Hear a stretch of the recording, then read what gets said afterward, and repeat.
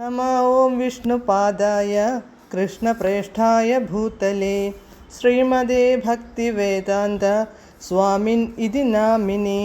नमस्ते सारस्वते देवे गौरवाणी प्रचारिणे निर्विशेषशून्यवादी पाश्चात्यदेशतारिणे। जय श्रीकृष्ण चैतन्य प्रभु नित्यानन्द श्री अद्वैत गदाधर श्रीवासादि गौरभक्तवृन्द। हरे कृष्ण कृष्ण कृष्ण हरे हरे, हरे राम राम राम हरे हरे।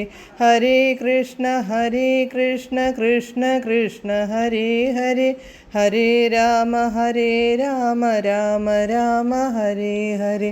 हरे कृष्ण कृष्ण कृष्ण हरे हरे, हरे राम राम ഹരേ ഹരേ.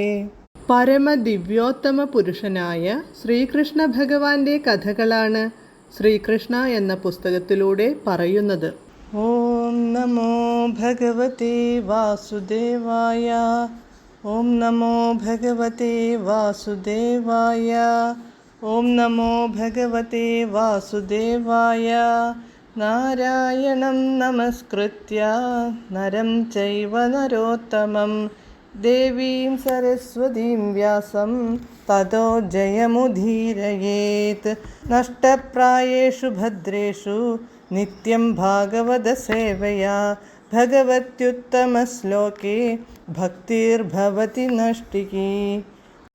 അധ്യായം 84. വസുദേവർക്ക് ആധ്യാത്മികോപദേശം. ദേവകിക്ക് നഷ്ടപുത്രന്മാരുടെ പുനർലബ്ധി. Page number 837. പ്രിയപ്പെട്ട ഭഗവാനെ, ലോകത്തിൻ്റെ മുഴുവൻ സംവിധായകനും പരമാധികാരിയും അവിടുന്നാണ്. അതിനാൽ ദയവായി എന്നെ അങ്ങയുടെ സേവനത്തിൽ വ്യാപൃതനാക്കുകയും അങ്ങനെ എന്നെ ഭൗതിക മാലിന്യങ്ങളിൽ നിന്നും മുക്തനാക്കുകയും ചെയ്താലും. അങ്ങനെ അങ്ങയ്ക്ക് എന്നെ വിമലീകരിക്കാനാവും. കാരണം അങ്ങയുടെ പ്രേമപൂർവ സേവനത്തിൽ നിരതരാകുന്നവർ വേദങ്ങളിൽ പറയുന്ന എല്ലാത്തരം നിയാമക തത്വങ്ങളിൽ നിന്നും മുക്തനാകുന്നതാണ്. ഇവിടെ പരമഹംസൻ എന്ന പദത്തിനർത്ഥം സർവശ്രേഷ്ഠമായ അരയന്നം എന്നാണ്. പാലും വെള്ളവും കൂടിച്ചേർന്ന മിശ്രിതത്തിൽ നിന്നു പാൽ മാത്രം വേർതിരിച്ചെടുക്കുകയും വെള്ളം തിരസ്കരിക്കുകയും ചെയ്യാൻ അരയന്നത്തിനു കഴിയും. അതുപോലെ ഭൗതിക ലോകത്തുനിന്ന് ആധ്യാത്മികാംശം മാത്രം സ്വീകരിക്കാൻ കഴിയുന്നവനും പരമാത്മാവിനെ മാത്രം ആശ്രയിച്ചു ഭൗതിക ലോകത്തിലല്ലാതെ ഒറ്റയ്ക്കു ജീവിക്കാൻ കഴിയുന്നവനുമാണ് പരമഹംസൻ. പരമഹംസന്റെ വിധാനത്തിലെത്തുന്നവൻ ഒരിക്കലും വേദാനുശാസനങ്ങളുടെ നിയാമക തത്വങ്ങൾക്കു വിധേയനാകുന്നില്ല.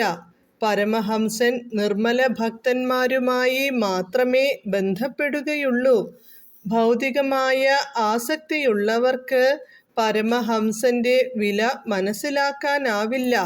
എന്നാൽ ആധ്യാത്മിക ബോധത്തിൽ പുരോഗതി നേടാൻ ഭാഗ്യം സിദ്ധിച്ചവർ പരമഹംസന്മാരെ അഭയം പ്രാപിക്കുകയും മനുഷ്യജീവിതത്തിൻ്റെ ദൗത്യം വിജയകരമായി പൂർത്തീകരിക്കുകയും ചെയ്യുന്നു. ബലി മഹാരാജാവിൻ്റെ പ്രാർത്ഥന കേട്ട ഭഗവാൻ കൃഷ്ണൻ ഇങ്ങനെ പറഞ്ഞു. പ്രിയപ്പെട്ട അസുരരാജൻ, സ്വയംഭൂവ മന്വന്തരത്തിൽ മരീചി എന്ന പ്രജാപതി ഊർണ എന്ന പത്നിയിൽ ദേവഗണത്തിൽപ്പെട്ട 6 പുത്രന്മാർക്കു ജന്മം നൽകി. ഒരിക്കൽ ബ്രഹ്മാവ് തൻ്റെ പുത്രിയിൽ ആകൃഷ്ടനായി ലൈംഗികാഭിലാഷങ്ങളാൽ പ്രേരിതനായി അവളെ പിന്തുടരുകയായിരുന്നു. അപ്പോൾ ഈ ദേവന്മാർ ബ്രഹ്മദേവന്റെ പ്രവൃത്തിയെ വെറുപ്പോടെ വീക്ഷിച്ചു. ബ്രഹ്മദേവന്റെ നേരെയുള്ള ദേവന്മാരുടെ ഈ പെരുമാറ്റം മഹാപരാധമായി ഭവിച്ചു.